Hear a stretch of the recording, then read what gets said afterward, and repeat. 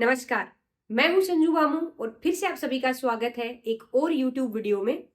तो आज हम बात करने वाले हैं चीनी के बारे में। जी हाँ, वही चीनी जिसको आप रोज अपने घर में चाय में, अन्य पेय पदार्थों में और मिठाइयों में यूज करते हैं। तो आज का टॉपिक है, क्या चीनी वेज खाना है या फिर नॉन वेज।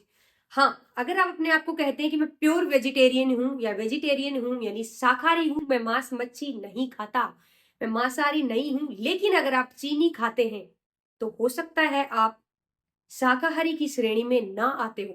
वो कैसे, वीडियो को एंड तक देखते रहिएगा। मैं आपको बताऊंगी कि चीनी जो है उसको नॉन वेज फूड की कैटेगरी में क्यों रखा गया है। जी हाँ, चीनी तो है वो गन्ने से यानी शुगर केन से बनती है। आप सबको पता है, हमने बचपन से पढ़ा है कि चीनी जो है वो गन्ने से बनती है। अब गन्ना शाकाहार है तो गन्ने से बनने वाली चीनी जो है वो मांसाहार की श्रेणी में कैसे आ गई। तो स्टेप बाय स्टेप जान लेते हैं कि चीनी बनती कैसे है, यानी चीनी बनाने की प्रोसेस में कहाँ ऐसा कुछ हुआ जिसकी वजह से वेज फूड की कैटेगरी से चीनी जो है वो नॉन वेज फूड की कैटेगरी में चली गई। सबसे पहले खेत से गन्ने को काटते हैं, उसका जूस निकाला जाता है, जूस की चाशनी बनाई जाती है। गाढ़ी चाशनी बनने तक चीनी जो है वो वेज ही है। लेकिन पासा कहां पलटता है, जब चीनी की प्रोसेसिंग होती है और उसको सफेद क्रिस्टल के जैसे बनाया जाता है। जी हाँ, चीनी को इस चमकाने की प्रक्रिया के दौरान पशुओं की हड्डियों का यूज होता है और जिसकी वजह से चीनी को नॉन वेज फूड की कैटेगरी में रखा गया है। वो कैसे? गाय भैंस बकरी यानी जितने भी पशु हैं उन सब की हड्डियों को इकट्ठा करा जाता है, उनको हाई टेम्परेचर पे जलाया जाता है और उनसे राख बनाई जाती है। अभी जो राख है, इस राख को उपयोग में लिया जाता है चीनी के अंदर जो रंग है, यानी गन्ने से जूस निकालते हुए रंग भी साथ में आया है। तो जो रंग है उसको हटाने के लिए यानी चीनी को चमकाने के लिए पशु की हड्डियों से बनी राख का यूज होता है।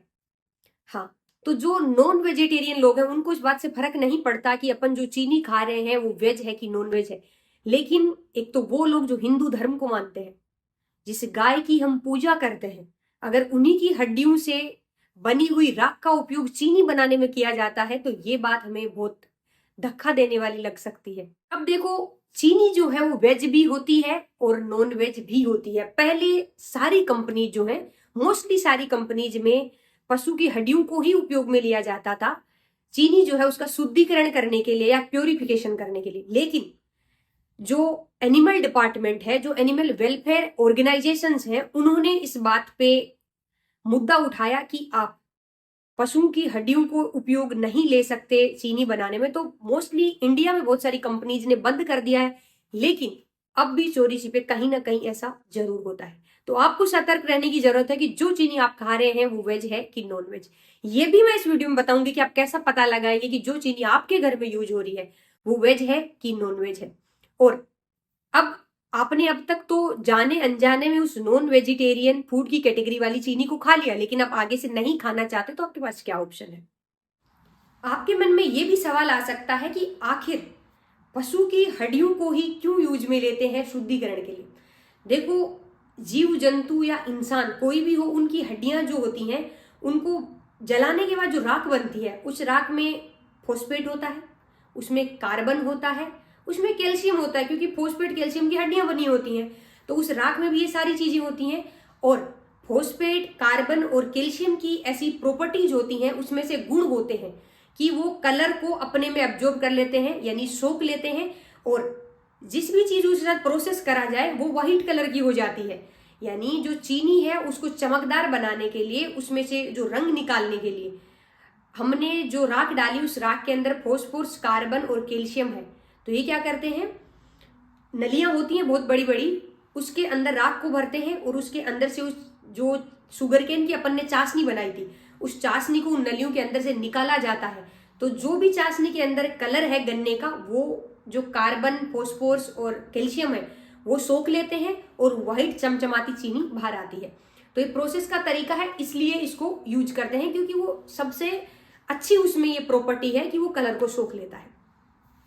अब आप चिंता में आ गए होंगे कि आप कैसे पता लगाएं कि आपके घर में यूज होने वाली चीनी का आप कैसे पता लगा सकते हैं।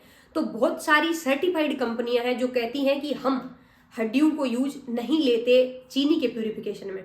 तो उसके ऊपर ग्रीन कलर का लोगो बना आता है, वो आप देख सकते हैं, या सर्टिफाइड वेजिटेरियन ये उसके ऊपर लिखा रहता है, आप वो देख सकते हैं। लेकिन जो खुले में चीनी मिलती है दानेदार क्रिस्टल जैसी, हो सकता है वो नॉन वेजिटेरियन हो। तो जो पैकिंग वाली चीनी आती है वो थोड़ी महंगी आती है, लेकिन उससे आपको एश्योरिटी रहेगी कि आप वेज चीनी खा रहे हैं। इसके अलावा जो चीनी चुकंदर से बनती है, जो कच्चा चुकंदर होता है उसको चीनी बनाने में यूज लेते हैं। तो चुकंदर जो होता है वो नेचुरली व्हाइट होता है, तो उसको हड्डियों से प्रोसेस करने की जरूरत नहीं पड़ती, और चुकंदर से बनी जो चीनी होती है वो प्योर वेज होती है। तो आपको पता लगाना होगा कि आप गन्ने से बनी चीनी का यूज कर रहे हैं या चुकंदर से। अगर गन्ने से बनी चीनी है तो वो वेज है कि नॉन वेज है।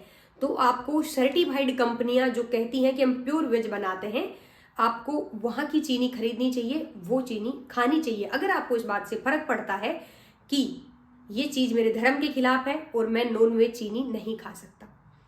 अब देखो, चीनी की अपन बात कर रहे हैं तो अपन ये भी बात कर लेते हैं कि चीनी खाना कभी भी स्वास्थ्य के लिए अच्छा नहीं है, चाहे वो वेज हो या नॉन वेज हो, क्योंकि चीनी में कोई भी पोषक तत्व नहीं होते, सिर्फ कैलोरीज और स्वाद होता है। और वो स्वाद मोटापे का सबसे बड़ा कारण है। बहुत सारी हार्ट की डिजीज है, किडनी की डिजीज है, डायबिटीज है, इन सब का कारण। तो अब हो सकता है तो चीनी को छोड़ दीजिए या जितना हो सकता है कट डाउन या कम कर दीजिए। लेकिन अगर आप मीठा भी खाना चाहते हैं और चीनी नहीं खाना चाहते तो आपके पास ऑप्शन है शहद। जिन जिन खाने की चीजों में आप शहद से मीठा कर सकते हैं उनमें शहद का यूज लीजिए। जिन चीजों में शहद से मीठा नहीं कर सकते वहां पे आप यूज कर सकते हैं कोकोनट से बनी शुगर का। उसका जो ग्लाइसेमिक इंडेक्स होता है वो थोड़ा कम होता है, यानी मिठास जो है, जो हानिकारक मिठास है वो उसमें थोड़ा लेवल कम होता है। नहीं, अब सारी चीनी ही स्वास्थ्य के लिए अच्छी नहीं है, लेकिन अपन कंपैरिजन करें कि ज्यादा हानिकारक कौन सी है, तो गन्ने और चुकंदर से बनी चीनी सबसे ज्यादा हानिकारक है। अब कोकोनट से बनी, खोपरे से बनी, नारियल से बनी चीनी जो होती है उसका यूज कर सकते हैं, वो थोड़ी उससे कम हानिकारक होती है। इसके अलावा जो डायबिटिक पेशेंट होते हैं, यानी जिसमें एंटी डायबिटिक प्रॉपर्टीज या गुण होते हैं, वो है स्टेविया। स्टेविया एक प्लांट है जिसकी पत्तियों से शुगर बनती है। इसमें जो डायबिटीज वाले पेशेंट है वो भी खा सकते हैं, और इसमें जो चीनी बनती है वो कम हानिकारक होती है, यानी वो थोड़ा हेल्दी कैटेगरी में अपन उसको रख सकते हैं। इसके बाद एक डाउट ये भी आता है कि एक आती है ब्राउन शुगर और एक आती है व्हाइट शुगर। तो बहुत सारे लोगों को ऐसा लगता है कि ब्राउन शुगर जो प्रोसेस नहीं करी होती, यानी उसका शुद्धिकरण नहीं करा होता, इसलिए वो ब्राउन कलर की दिखती है।